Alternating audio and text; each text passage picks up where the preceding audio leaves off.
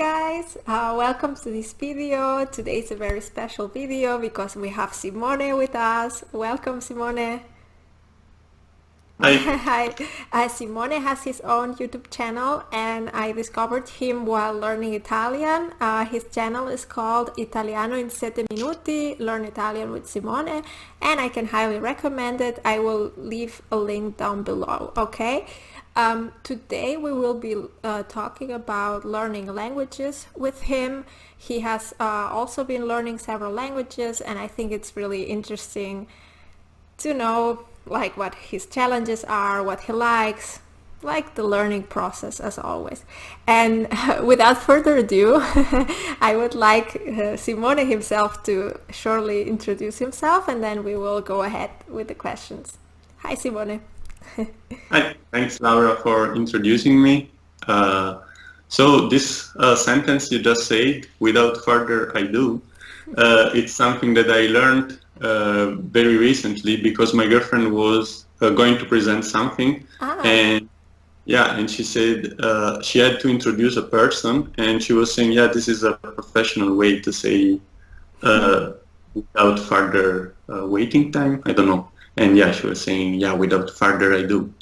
Anyway, yes, I opened a channel in which I teach Italian, although I'm not a certified teacher, just because I've been studying languages for a while, and I thought, what if I can help other people in learning Italian? And yeah, I thought it was going to be a nice experience, and it could have been something that would help me in learning something else, like editing videos or communicating with people. And then I said, yeah, why not? So Laura, thanks for having me here Yeah, today. cool. Yeah, we can discuss a little bit about maybe how did I learn languages. Yeah, sure. So although I'm speaking English right now, and it seems my English is acceptable or nice, It's good. I've been studying English for 15 years during elementary school, high school, and middle school, and I've never been able to even say, hi, my name is Simone, I don't know, 19, 20, 21 years old. Yeah. And then I took part in some travels with the Erasmus Plus program. And this program was giving you the opportunity to go somewhere for a week or 10 days.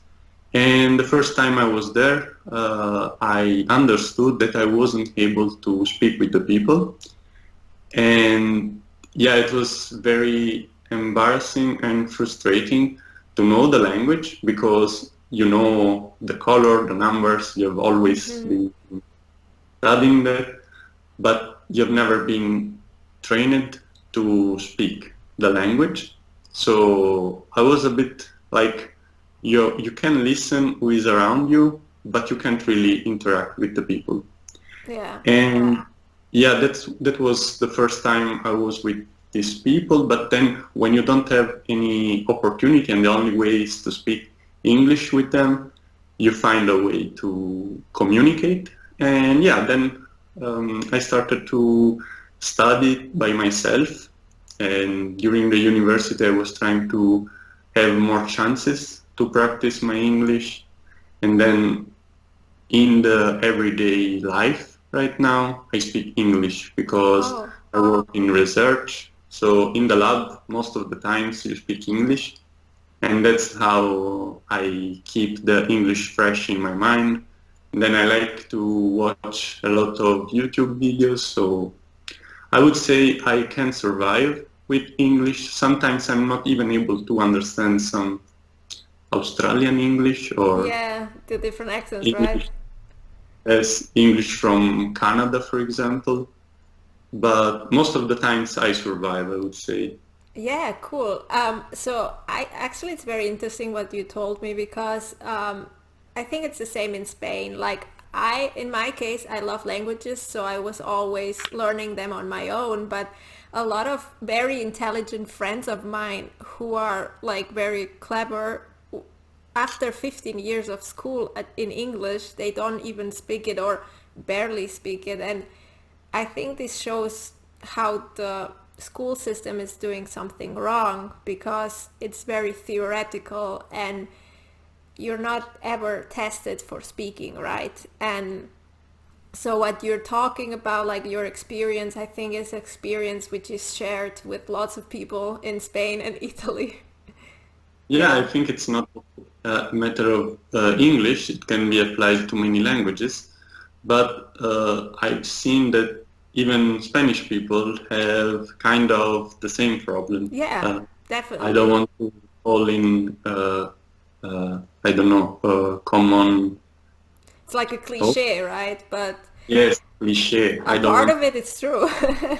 yes, I don't want to fall into cliché, but it might be that the system it's not ready to teach it in the right way. But I think also that internet in general is doing a great work to give another source for learning whatever Yeah. you want to learn. And in particular, I think with languages is going to be much better in a couple of years or 5 years. It's even now it's exponentially growing, Yeah. and it's going to be always easier to learn.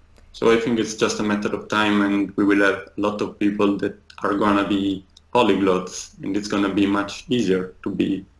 Yeah, I think so too because I see it with I have a younger cousin and she's always watching everything in English and while she's like, well, I didn't learn much at school regarding English, but I'm just watching Netflix, and that's a perfect way to learn. I actually learned English by reading Harry Potter, listening to music, looking up the lyrics, and just watching films. So I think the key part is that you have to have fun. Well, that's like my theory that you need something you have fun with so that you don't even realize that you're learning. Yeah, Yeah. or maybe you don't even realize that you are studying. Yeah, exactly. Exactly. Um, Perfect. Yeah. So maybe we can talk about the other languages that you've been learning.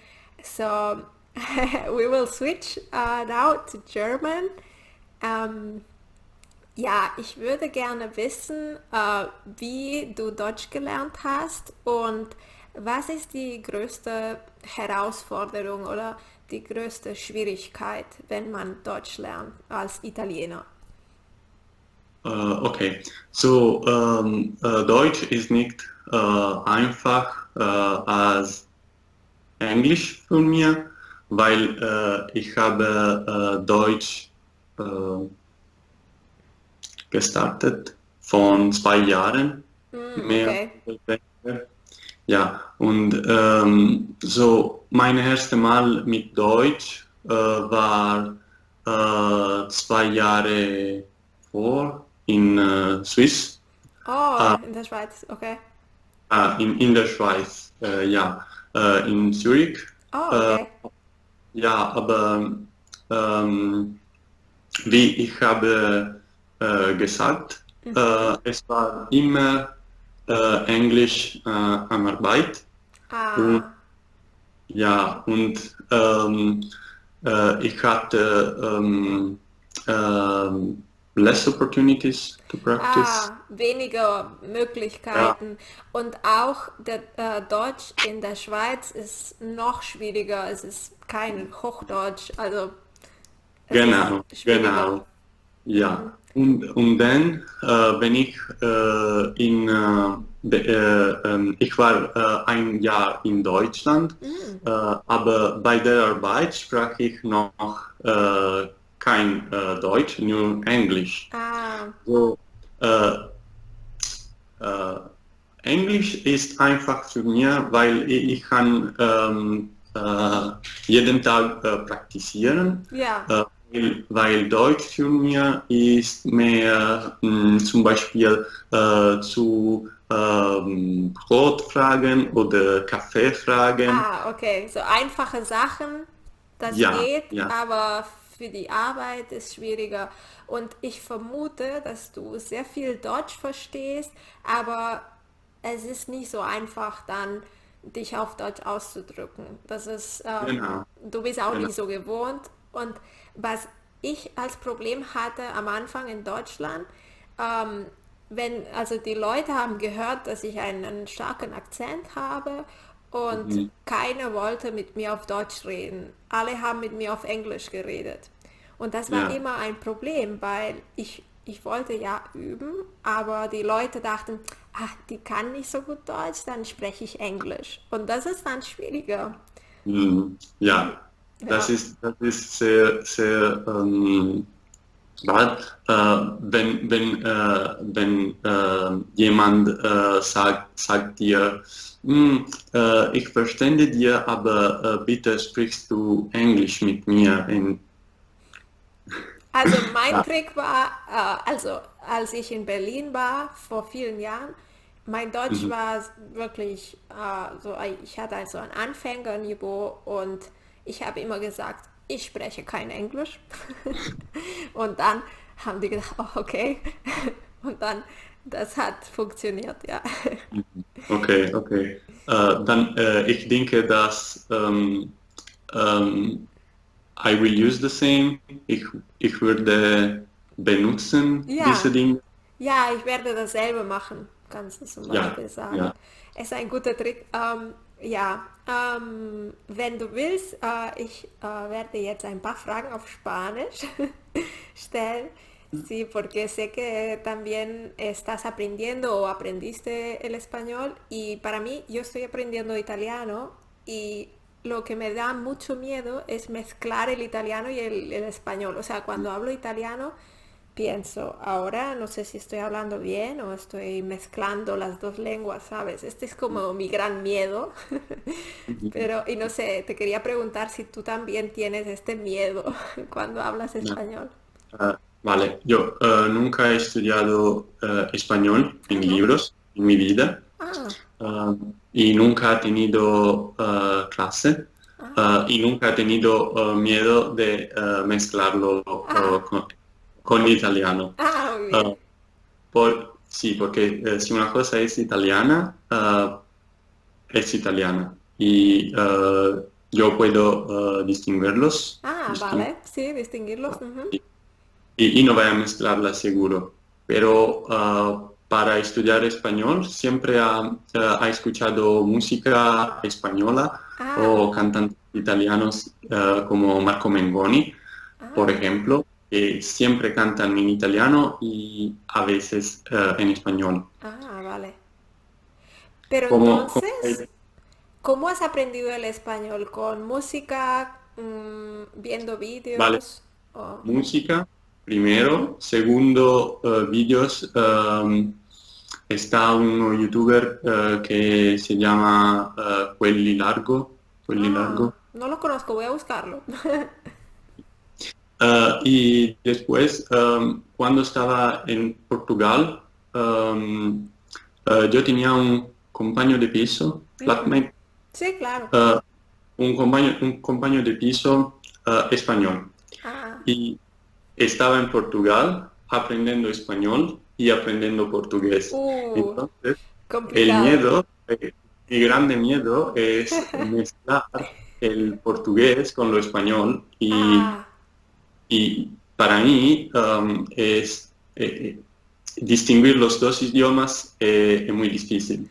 Y sí. Es que además se parecen bastante, ¿no? El español y el portugués. sí, sí, y a veces cuando hablaba portugués decía alguna cosa en español Sí.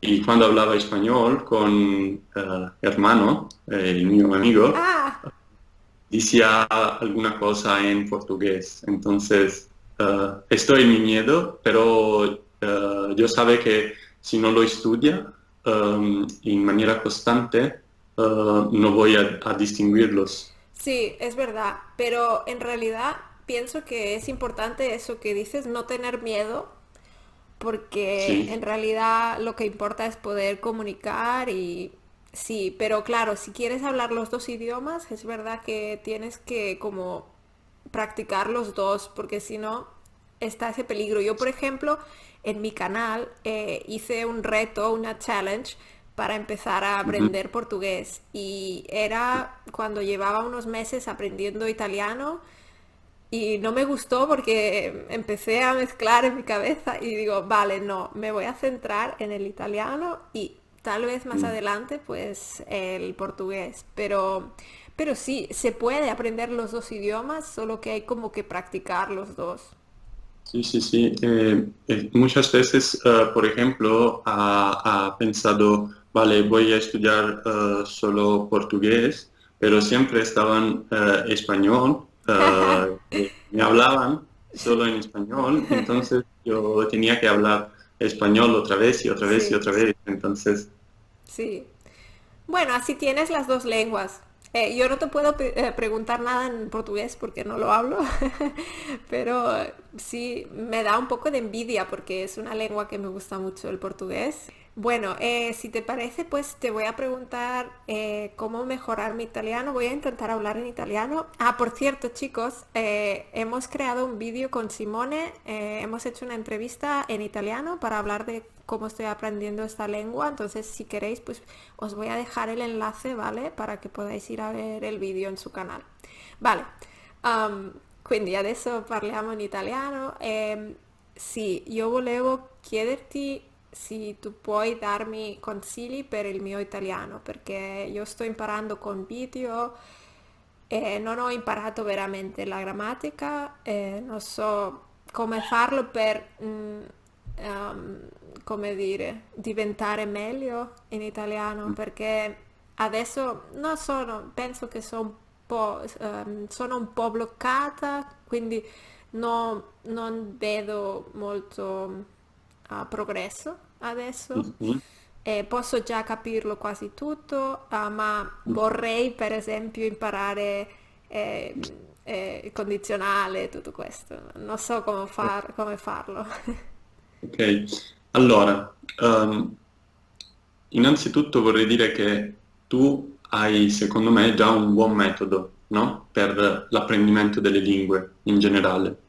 E quindi, come abbiamo detto nell'altro video, hai già detto due consigli o due modi di imparare o migliorare la lingua. Primo fra tutti quello di non avere paura di fare errori, non avere paura di non sapere l'articolo giusto o la preposizione giusta, ma parlare, parlare, parlare e poi migliorare. E il secondo ingrediente è quello di avere tanta costanza, no? Sì. Essere costanti e fare almeno 10 minuti o 15 minuti al giorno. Mhm. Un'altra cosa che mi sento di aggiungere è quella di, e questa è anche una cosa che hai detto tu, quella di pensare di farcela, no? Quella Sì, di avere un obiettivo e dire io posso raggiungere questo obiettivo, so che ci vorrà del tempo, ma ce la posso fare, no? sì. Quindi anche questa mi sembra una cosa di cui tu hai già parlato perché comunque hai esperienza con altre lingue, no? Hai visto che ad esempio ci sei riuscita con il russo oppure l'inglese, quindi sai che se ce l'hai fatta con una lingua non c'è motivo di non farcela con l'italiano. Sì. Quindi direi questi tre consigli di sicuro e come quarto, e questa è una cosa che magari si riesce a fare quando si ha un livello già intermedio, quello di equilibrare le attività, equilibrare gli esercizi. Ad esempio, tu mi hai detto che fai spesso 10 minuti di ascolto Sì. e mi viene da pensare che fai poco speaking, no? Ah, sì. Ok, quindi una cosa che io ti consiglierei, ad esempio, è quando finisce il podcast, subito, potresti fare tra te e te, o davanti allo specchio, o davanti a una videocamera e magari conservi il video, un riassunto in cui dici o ripeti quello che hai sentito. Oppure un metodo che avevo quando studiavo il tedesco era scrivere un diario. Ah, Io sì, sì, scrivo, questo io l'ho fatto anche per il tedesco. Sì, è una buona esatto, idea. esatto, io scrivevo un diario, non lo scrivevo tutti i giorni, lo scrivevo quando ne avevo voglia e mi aiutava a pensare in tedesco. Magari se oggi aprissi quel diario troverei un sacco di errori o probabilmente ci sarebbero degli errori, ma l'obiettivo non è scrivere un libro perfetto, ma scrivere, dare la possibilità alla testa di pensare in tedesco. Sì. E un'altra cosa che facevo era avere già le domande pronte sul diario in modo tale da dover soltanto rispondere a quelle domande. Ad esempio, tu potresti preparare un diario in cui scrivi cosa pensi di fare oggi, cosa vorresti imparare oggi o cosa hai imparato ieri, e in questo modo tu riesci a fare delle connessioni, no? Tra quella che è stata la giornata di ieri e quello Mhm. che stai per fare oggi. Secondo me potrebbe essere un buon modo per aumentare il tuo esercizio di speaking e di writing, Sì, no? è una buona idea, ottima idea. Ho pensato anche a leggere magari un libro in italiano. Sarei il primo libro in italiano e sarei molto contenta. Non lo so, non lo so. Ah, sì, sì. Sì. E non hai ancora un titolo, no? Non sai ancora quale libro scegliere. No, sì, tu puoi darmi un consiglio. Lo scrivo nei commenti, ci penso Sì, un po' e ti vengo a d'accordo. lasciare un commento sul video e ti dico qualcosa, anche perché per te suggerirei già un libro di livello avanzato, non ti All right. consiglierei un libro per bambini, no? Perché di solito quando qualcuno sta imparando la lingua si dice scegli un libro per bambini e in questo modo trovi delle parole più semplici, no? Mhm. Ma sì, per me in italiano come io parlo altre lingue romaniche, quindi è più facile capire anche libri normali. Per esempio, questo è un po' frustrante, sì, io faccio la comparazione con il russo. Io ho imparato il russo già tanti anni e non posso Mhm. leggere un libro normale in russo, ma posso Mhm. già leggerlo in italiano, quindi perché sono di lingue più simili. Sì. Mhm. Certo, certo. Per alcune lingue ci vuole più tempo e Sì, per altre ce ne vuole meno, dipende da che cosa noi sappiamo già. sì, è chiaro. Sì, um, quindi Simone, thanks a lot. I'm changing to English again. Allora, Thanks a lot for being here. It was very interesting. I hope that you guys will also find it interesting and leave likes and leave comments and ask questions, and we will be very happy to answer them. I think it has been awesome. Thanks a lot for being here. Yeah, thank you. And thanks for having me yeah, here. maybe see you another time. Okay. We can do a second video when I improve my German or I start to learn a bit of Russian. Yeah, why not? I only know Можно мне пиво for Well, now. I mean, you can already do the most important thing, right? Exactly. Okay, cool. It was So, great having you here. See you. see you. Bye.